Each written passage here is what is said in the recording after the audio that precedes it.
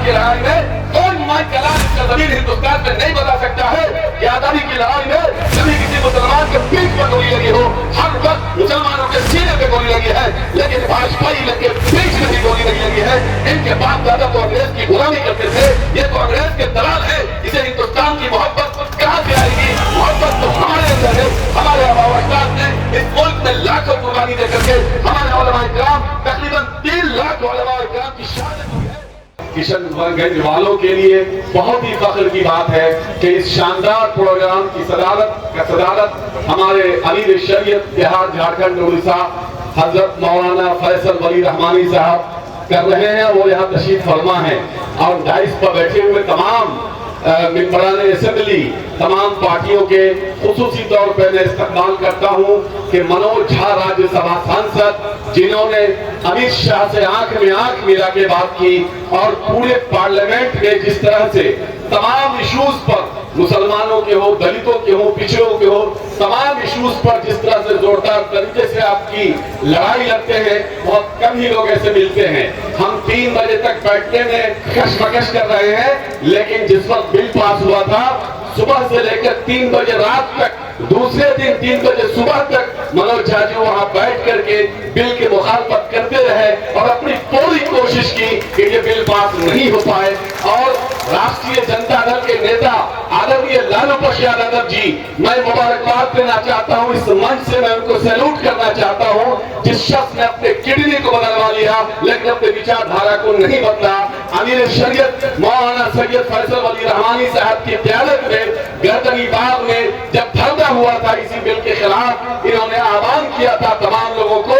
लालू जी ने बीमारी के हालत में जाके उस 34-35 डिग्री गर्मी में बैठ करके उन्होंने इस मोदी हुकूमत को कहा था कि मेरे रहते हुए यहाँ बिहार में कोई माइकलाल वक्त भी तुम पास भी कर दोगे तानाशाही तो हम लागू नहीं होने देंगे।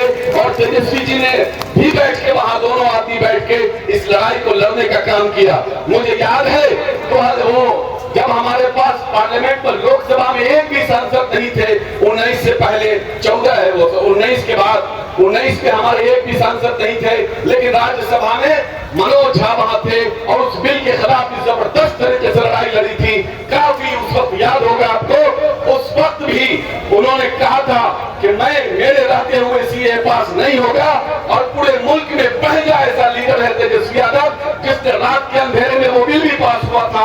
सुबह 7 बजे सुबह उठ करके अपने सारे एमएलए को लेके गांधी मैदान में गांधी की मूर्ति पे खड़े होकर शपथ लिया था कि राष्ट्रीय जनता दल के लालू यादव तेजस्वी यादव के रहते हुए सीएए बिहार में हम लागू नहीं होने देंगे, नहीं होने देंगे। इस तरह की लड़ाई हमारे बिरादर वतन लड़ते आए हैं, इसलिए मुझे फख्र है। मैं आपसे सिर्फ ये कहना चाहता हूं कि आप बहुत ही जिंदा कौम है। आपने हमेशा लड़ाई लड़ने का काम किया है, आपने कभी भी पीठ दिखाने का काम नहीं किया। और मुसलमानों की तो तारीख रही है आजादी की लड़ाई में, कोई माई कलाल इस जमीन हिंदुस्तान में नहीं बता सकता है कि आजादी की लड़ाई में कभी किसी मुसलमान के पीठ पर गोली लगी हो। हर वक्त मुसलमानों के सीने पे गोली लगी है, लेकिन भाजपाई के पीठ में भी गोली नहीं लगी है। इनके बाप दादा तो अंग्रेज की गुलामी करते थे, ये तो अंग्रेज के दलाल है। इसे हिंदुस्तान की मोहब्बत कहां से आएगी? मोहब्बत तो हमारे अंदर है। हमारे आबाद ने इस मुल्क में लाखों कुर्बानी दे करके हमारे उलमा इकराम तकरीबन 3 लाख उलमा इकराम की शहादत हुई है, तब जाके हिंदुस्तान को आजादी मिली है। लेकिन यार एसएस वाले भाजपा वालों, बताओ किसी एक नाम को बता दो जिसने हिंदुस्तान की लड़ाई में आप किसी ने कुर्बानी दी हो। कुर्बानी को छोड़िए, 1 घंटा भी जेल गया हो, हाँ तारीख है। तुम्हारा सावरकर दर्जन भर से ज्यादा उसने माफी मांगा था, जेल से छूटने के लिए माफी मांगा और माफी मांगकर जेल से बाहर निकलकर अंग्रेजों के साथ मिलकर सुभाष चंद्र बोस के खिलाफ फौज के खिलाफ लड़ने का काम किया, हिंदुस्तानियों के खिलाफ लड़ने का काम किया। इसकी तारीख रही है, इसलिए हमें डरने की जरूरत नहीं है, हमें घबराने की जरूरत नहीं है। हमारे उलमा इकराम, हमारे सेकुलर पार्टियां, सब लोग हमारे साथ खड़े हैं। ये लड़ाई किसी मुसलमान की नहीं है, ये लड़ाई भारत के संविधान को बचाने की लड़ाई है। हिंदुस्तान के मुसलमानों ने कल भी अपने भारत के रक्षा के लिए लाखों कुर्बानी दी थी, आज भी भारत के संविधान के रक्षा के लिए लाखों कुर्बानी देने के लिए तैयार है। इसलिए मैं सिर्फ यही कह सकता हूं कि आप लोग इसी मजबूती के साथ जमे रहिए।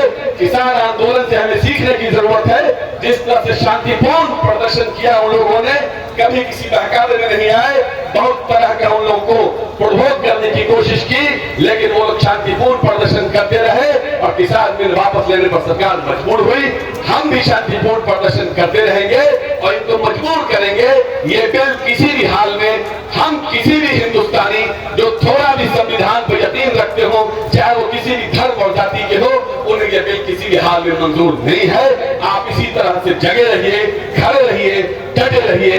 गद्दार ही कहलाओगे तुम, सर को काटाकर देगा न कोई तुम्हें हकदार बनाकर, हक अपना छीन लो तुम हाथ भराकर। अहवाल ये गुलशन तुझरा सोच कर तो देख, सींचा है गुलिस्तान को खून हमने बहाकर। ये देश हमारा है, ये देश की हर जमीन, हर जगह, हर इंच ऐसा है जहां हमारे अकाबिरीन ने सजदा किया है। हमारे अकाबिरीन की कुर्बानियों से ये मुल्क आजाद हुआ है। हर उस सजदे वाली जमीन को तुम कब्जा करना चाहोगे तो हम कब्जा नहीं करना चाहेंगे, नहीं करने देंगे।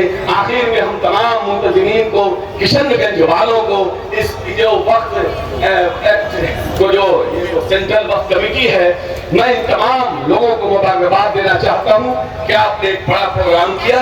तमाम लोग आपके साथ खड़े हैं। ऑल इंडिया मुस्लिम फसल्ला बोर्ड के आह्वान पर लब्बैक कह रहे हैं।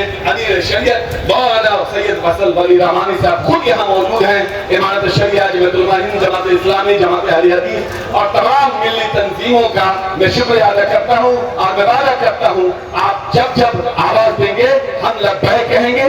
मेरी पार्टी हर उस मोर्चे पर खड़ी रही है जहाँ मुसलमानों के खिलाफ जुल्म हुआ है। मुसलमानों के हिमायत में हमारी पार्टी दलितों की हिमायत में मजबूती से खड़ी थी, खड़ी है, खड़ी रहेगी। हमारे पार्टी के राज्यसभा सांसद प्रोफेसर मनोज झा, फैयाज साहब राज्यसभा सांसद, निहाल साहब और हमारे अशफी साहब भी सुप्रीम कोर्ट गए। और मुझे फख्र है कि जो 10 लोगों का जो पहले दिन सुप्रीम कोर्ट ने बहुत सारे पिटीशन थे, उसमें से 10 लोगों का सुना। उसमें एक राज्यसभा सांसद मनोज झा के पिटीशन को भी सुना और इन्होंने जो 24 और 25 पर खास तौर से इन्होंने दिया था अपना दिया था, उस पर खुसूसी तौर पर सुप्रीम कोर्ट ने सुना और तब प्रतिक्रिया दिया और सरकार से सवाल किया। मैं फिर से मुबारकबाद देना चाहता हूँ तमाम मुतज़िम को। बहुत बहुत शुक्रिया।